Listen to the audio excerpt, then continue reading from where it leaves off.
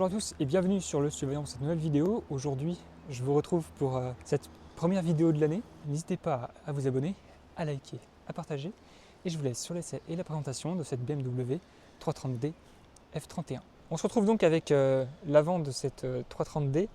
Le propriétaire ne souhaite pas apparaître à l'écran, mais je te laisse quand même te présenter pour nos abonnés. Eh ben, écoute, bonjour, Guillaume, donc 24 ans. Donc je viens d'acheter cette voiture là il y a un peu plus d'une semaine. Ouais. Et ouais, j'ai flashé sur la config, donc là je l'ai acheté comme ça, j'ai encore rien fait dessus Ouais. en termes de modif. 330D de 2014, qui a au compteur actuellement 245 000 km. Ouais. Pour pouvoir commencer par la face avant avec ces feux. Donc c'est une phase 1. Donc, est-ce que tu peux me dire voilà, si c'est feu LED, est-ce que tu as une autre technologie à l'intérieur? Bah là du coup c'est des feux en xénon, Ouais. donc c'est pour ça qu'il y a t'as les laves xénon, les laves phares. Ok, d'accord. Ça c'est uniquement sur les feux xénon. Ils sont directionnels et après j'ai la coupure du coup pour les véhicules en face, Ouais. automatique. Comme tu me le disais avant, c'est au niveau de la, C'est comme les Matrix LED pour les Audi. ouais, au niveau du capteur qui se situe en haut du Ouais. Du Donc il y a la pare-brise. caméra en haut du pare-brise. Tu as le logo noir. Logo noir qui Voilà. a été fait par l'ancien propriétaire. Il y a quelques petites modifs qui la rendent un peu plus agressive, un peu plus sportive, Voilà. comme la présence des grilles qui sont repeintes aussi. Ouais, bah, c'est des grilles carrément changées là, donc, Ah oui, carrément, oui. qui sont donc en noir et en double bâton. De base, elles ont un bâton. Et donc derrière aussi, alors je sais pas si c'est d'origine. Derrière, ouais, il y a des barres, barres bleues. Ouais. Ça s'emboîte en gros sur les barres qui sont noires d'origine. Ok, oui, comme Ouais. sur les. On voit la différence ici, là. Hop, comme sur les M3 en général. C'est ça. Donc c'est une PAC M. Après, Ouais. là, le radar en bas dans le Ouais, pare-choc. on le voit bien. Et Donc, le puis, radar pour franchement, le régulateur adaptatif. un 3/4 qui est autant agressif que classe, j'ai envie de dire, surtout dans cette couleur parce que on en voit souvent en noir, enfin des couleurs assez neutres, puisque c'est des voitures souvent qui sont faites pour enquiller les kilomètres. Et là vraiment dans ce bleu, elle a une vraie aura et puis les détails noirs jouent bien au niveau de l'agressivité. En tout cas, moi j'aime beaucoup cette période là de chez BM avec un design plus fin, un peu plus sobre aussi qu'aujourd'hui. Elle a très bien vieilli pour moi en fait, elle pourrait sortir quasiment aujourd'hui. Oui, oui. Elle ne sera pas démodée. Et on va pouvoir passer aussi sur ces jantes. Alors après, je te laisse me donner un peu les données techniques au niveau des pneus, puis ce qui a été modifié aussi. En pneus, donc c'est de base, c'est des jantes en 19 et là Ouais. du coup c'est des jantes en 20 pouces, c'est des répliques de CS. Ok. En dimension de pneus 225, 35, 20. Mhm. Voilà. Après on peut voir aussi devant là, il y a les caméras d'angle mort et les capteurs aussi de. Parce que tu m'as dit qu'elle est très très bien fournie en termes Ouais, d'options. en option, c'est un apport allemand donc. Ouais, on a le verra beaucoup, sous le beaucoup capot. d'options. Et au niveau des freins, donc tu avais deux tailles de freins, c'est ça d'origine? Ouais, donc tu as Ça, c'est le plus gros. les petits freins et là c'est le gros freinage en M-Perf. Ok. Et le petit Avec détail le aussi. disque percé. Ouais. Et tu m'as dit que c'était pas forcément un régal au niveau du freinage pour autant. Ouais, le freinage, c'est pas dingue. Ouais. Je verrai ce que j'y ferai pour améliorer ça, mais pour l'instant on va rester comme ça. Mais Même le les gros freins freinage, finalement, non, ça arrange ouais. pas quoi. Et là, on a un vrai beau profil. J'aime beaucoup, hein, ça donne La une. coupe touring, ouais, Alors, ça a toujours son charme. C'est toujours plus petit qu'un M5, mais c'est déjà bien élancé quand même. Hein. Ça remplit bien le paysage, il n'y a pas de doute. Et puis avec une lame hein, en dessous de la jupe latérale, ça vient un peu renforcer l'agressivité. Est-ce que c'est du Après, Maxton ou c'est juste comme ça Je sais pas la marque, je crois pas que ce soit du Maxton. C'est ça qu'il y a... Après il y a aussi les rétros en type Oui. M3 là avec le Je vais filmer de l'autre côté pour avoir petit pic. ouais, la petite espèce de petite corne un peu. Elle a aussi le Shadowline, donc Ouais. c'est les contours de vitre en noir. Et puis vitre un peu surteintée par rapport à l'origine. C'est ça, ouais. Ouais. Elle a le toit ouvrant Ouais, le toit ouvrant. panoramique. Donc on peut ouvrir en casquette ou sinon il se rentre par dessous ou dans Ok. le toit.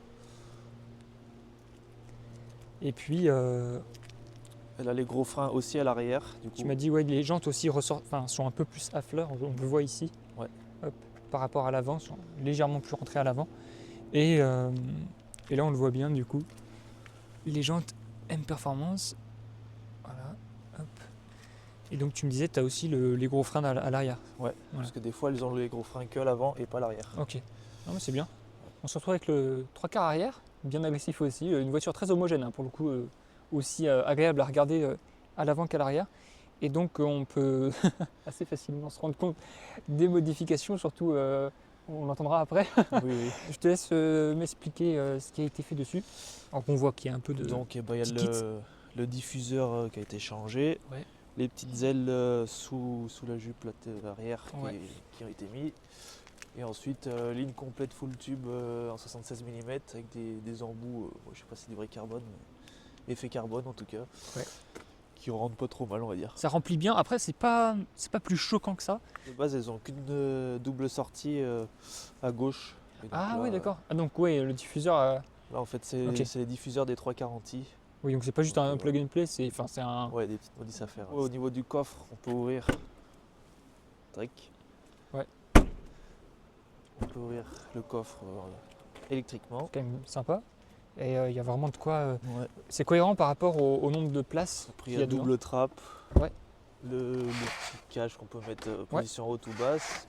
Le filet pour les chiens. Ouais, de fait. Voilà. Qui se referme en électrique. Donc on se retrouve pour présenter l'intérieur de cet habitacle. Je vais te présenter vite fait, puis après je te laisse nous dire un peu tout ce qu'il y a Pas de souci. toutes les petites précisions qu'on pourrait donner. Donc Packem, alors il n'y a pas les logos dehors parce que ça a été débadgé, mais on l'a quand même sur le petit seuil de porte. Ensuite on est en sellerie cuir noir avec les réglages à mémoire de forme. Donc réglage électrique juste ici. Le volant avec le logo passé en noir et les surpiqûres M. C'est d'origine ça. Oui, c'est Ouais. l'origine. Et puis ensuite, petit éclairage LED. Donc on le voit bien là au niveau du tableau de bord. Ça, par contre, c'est pas d'origine. Ouais, ça a été monté après coup. Donc boîte auto, c'est une ZF j'imagine. ZF, ouais, U-Rapport. Ok. Super boîte, super réactive. Vraiment, ça m'a étonné, j'adore. On n'est pas sur une PDK, mais c'est vraiment réactif. Le reste vous connaissez, enfin c'est assez commun à toutes les séries 3 de toute façon. Je sais pas s'il y a quelque chose de spécifique au niveau des compteurs. Mais, Au niveau des non. compteurs, non. Après, Non. il y a le petit écran qui est en dessous en digital. Et sinon, c'est des compteurs aiguilles classiques Ouais. qui s'éclairent en orange la nuit. Ok.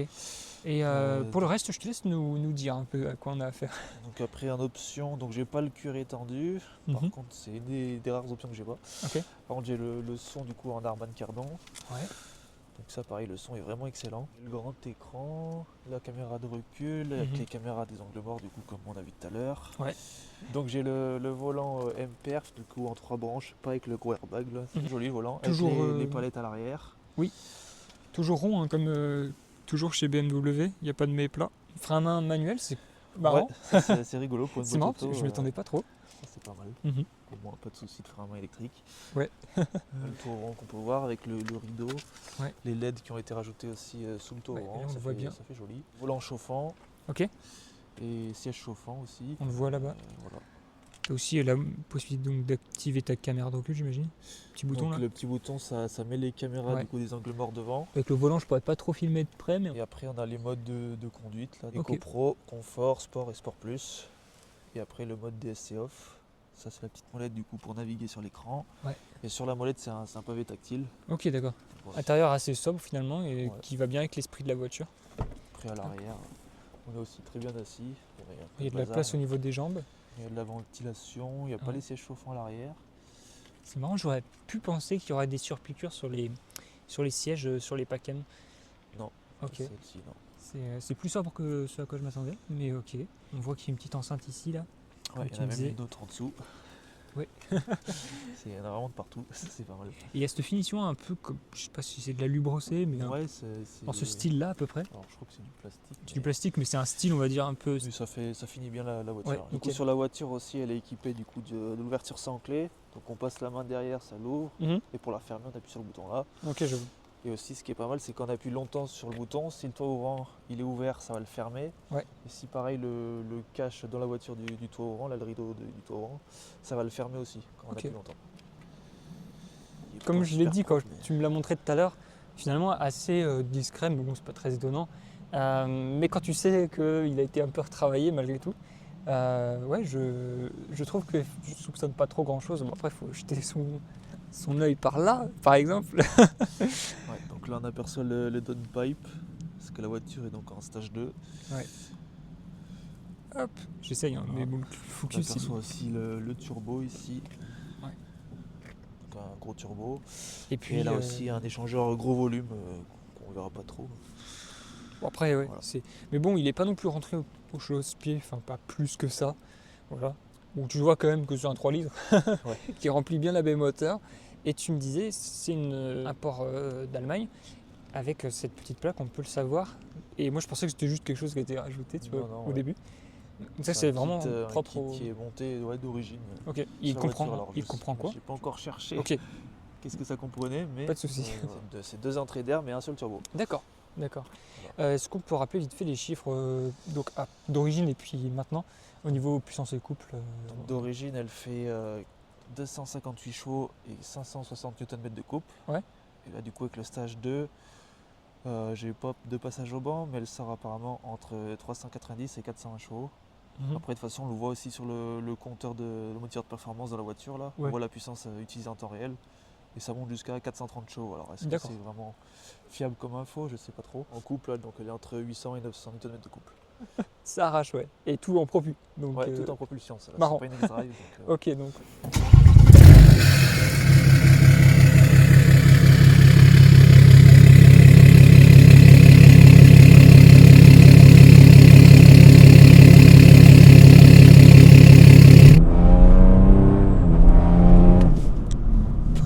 Ça pousse. C'est le cas de le dire. Waouh, par contre c'est étroit. Hein. On se retrouve à bord du 330D pour une petite partie route. Je vous donnerai un petit peu mon ressenti, mes sensations, surtout à la fin, histoire de faire un petit débrief. J'ai déjà pu faire une première accélération et j'ai trouvé que ça poussait bien quand même. Ouais. Après tu me l'as dit, il y a quand même 800-900 newtons. C'est quand même énorme et on sent bien que c'est que derrière que ça se passe. Oh, tu sens, c'est incroyable. Figure-toi que là, même en passager, je ressens le train arrière, comment il travaille. Tu sens que, ouais, elle a envie de partir un peu. Tu l'as peut-être dit tout à l'heure, mais t'es monté en quoi comme marque? T'es en Michelin, toi? à l'arrière, c'est du Michelin et Ouais. devant, c'est du Trek Max. Voilà. Ouais. Enfin, comment dire, tu es pas allé au hasard, quoi? Ou c'est... Les pneus, bah, c'est ce qu'il y avait dessus. Ah oui, il y avait Pour dessus, l'instant, je verrai si je remettrai ça ou pas. Mais... Caméra de recul. Voilà. Ça brèche. Ouais, Ouais, ça Pas part mal. plutôt pas trop mal. c'est bien. Tu vas voir un peu Bon, vous pouvez profiter du panorama.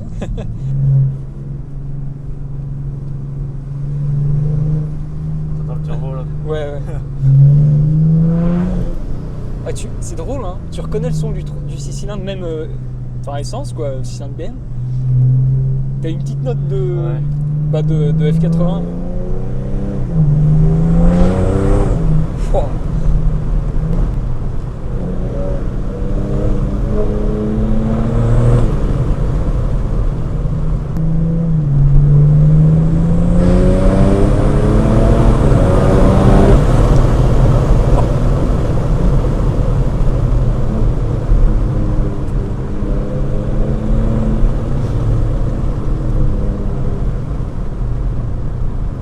Est-ce que ça reste confort dans toutes les situations ou est-ce que tu as quand même un peu plus de dureté dans la direction ou... Et bah, quand on passe en mode sport, du coup ça tombe à rapport comme je l'ai Ouais. dit. La direction est plus dure.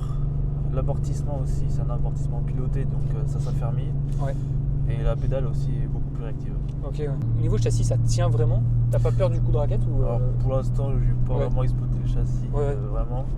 Parce que là Et finalement, ça a l'air de sacrément quand même bien tenir la route. Franchement, on sent ça pas le maîtrise bien. poids. Ouais, on Oui, sent pas c'est- le poids et On est sur quoi comme poids? Une tonne quoi, 5, 6? ça fait une tonne 685. Ouais. Et bah ouais, Et tu même, le sens pas. Au niveau du gabarit de la voiture, on sent pas vraiment que c'est un break. C'est ça que j'aime bien avec. Ouais. Oui, ça. C'est vraiment polyvalent. Après, je suis en passager, je peux pas vraiment avoir un retour aussi précis que toi, mais je partage un peu le même point de vue, le même ressenti en tant que passager. Ouais, ça te colle au siège. Hein. Franchement, je me demande si c'est pas la voiture avec le plus de Newton-mètres que j'ai filmé. Et ah ouais, c'est impressionnant.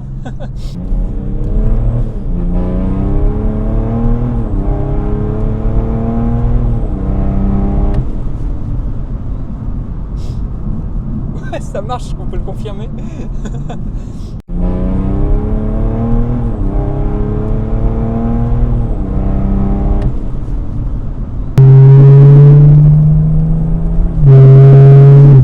Wow. C'est plein constamment. Enfin, Ah ouais, ça charge. Y a pas de lag, hein. C'est vraiment impressionnant. J'en découvre encore les performances. Hein. Il n'y a pas de lag. Hein.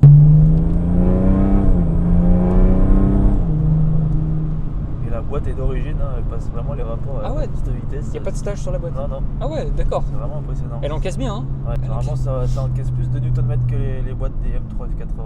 Ah ouais, marrant. C'est des boîtes, c'est pas embrayage, c'est des boîtes hydrauliques.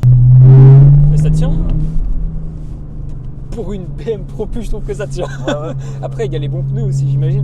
Tu as une bonne tenue de route. Hein, Oui, ça a l'air de promettre. Parce que quand tu me dis qu'il y a 900 Newton derrière, je suis surpris que ça passe aussi bien au sol. En final, c'est pas très chaud hein, dehors. Il fait 5 degrés. Là, quoi. dehors, il fait 5 degrés, ouais, exactement. Il fait 5 degrés. Il fait pas hyper sec en ce moment. Et ça passe au sol. Là, c'est hyper silencieux malgré la ligne complète sans valve. Ça. C'est très silencieux. Je sais même pas si on l'a dit, il y a des ressorts courts dessus du coup. Ouais, il y a des ressorts courts. Ouais. Et bah, c'est pas. Tu perds En fait, pas trop en confort. malgré les modes, ça garde quand même le confort en mode éco-pro et en mode confort.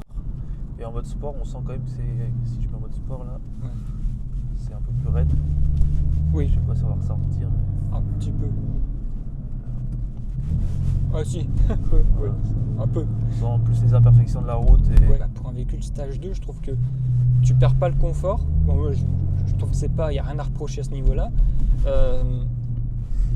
Derrière, ça passe au sol et je suis choqué parce que je pensais quand même pas à ce point-là. Je pensais qu'il y aurait quand même une petite perte quand même et en pas mal de patinage, surtout avec cette température. C'est assez surprenant, on va dire. C'est un véhicule à la base qui est surtout étudié pour faire des longs trajets et que tu puisses en tirer ça. Alors, je sais pas, toi, au niveau consommation, ça va? Et bah là, je vais te dire, donc là, on dirait que je suis à 7 litres là. Ouais, on est en ville. Hein. En moyenne, là, je suis à 8 litres. Hein. Ah ouais, on vient de tirer et ça va. Ouais. C'est ce que j'allais dire, mais je voulais être sûr. Tu gardes en fait l'aspect économique du diesel et pourtant tu as une puissance déjà impressionnante pour un break familial. Ouais. Et surtout les Newton-mètres parce que déjà c'est un moteur diesel et honnêtement c'est ça qui fait la pousse, l'accélération. C'est drôle hein, mais finalement c'est équilibré. C'est une voiture équilibrée. Ce que j'aime bien c'est qu'elle a deux faces, elle a le côté un peu confort daily et le côté un peu sportif si on veut taper dedans. C'est assez rare dans parmi les véhicules modifiés que ce soit équilibré. Mais finalement, on pourrait penser que c'est une version, on va dire, M diesel, quoi. Enfin, entre guillemets, parce que c'est pas exactement ça, mais il y a un esprit où il y a un tel équilibre que tu pourrais croire que c'est sorti d'origine de chez BM. Ouais, et c'est pour ça que j'ai bien aimé cette modification de la voiture en général quand je l'ai achetée, c'est que l'extérieur était équilibré et la préparation moteur aussi et châssis aussi. Donc vraiment, à part les freins qui sont peut-être à retoucher plus tard. Mais oui. Je sais pas qui a fait la prépa, mais en tout cas, soit ils connaissent très bien le modèle, soit vraiment ils sont très doués de base déjà. C'est un Portugais à qui je l'ai acheté, enfin d'origine portugaise. Okay. La ligne d'échappement, il l'a fait faire au Portugal. Bah, en général, ils sont quand même connus pour faire des bonnes prépas. Ouais. Je vous retrouve pour conclure cette vidéo. Alors oui, les micros n'ont pas enregistré la conclusion, donc je la tourne ici dans la voiture. Ce BMW 330D m'a bien surpris par son aspect très équilibré, ce qui est assez rare pour une voiture modifiée. Et donc voilà, c'est vraiment une belle découverte parce que finalement, des véhicules diesel, j'en ai filmé quelques-uns depuis le début de la chaîne, mais pas tant que ça. Et là, franchement, que ce soit au niveau de la sonorité moteur, du comportement routier et finalement des performances tout simplement, ce 330D répond présent sur tous les points. Et donc c'est très intéressant de voir ce qu'on peut tirer d'un véhicule diesel qui a été un peu plus étudié pour les longs trajets, comparé à une BMW M3 qui est 100% développée pour la sportivité. Là c'est très intéressant, surtout que la configuration extérieure est irréprochable, j'ai envie de dire, dans cette belle couleur bleue. Donc je remercie son propriétaire pour sa confiance et sa sympathie. J'espère que vous avez apprécié cette petite vidéo de présentation. Et moi je vous dis à très vite sur Le Studio Vaillant. N'oubliez pas de vous abonner, de liker et de partager. Et surtout, portez-vous bien.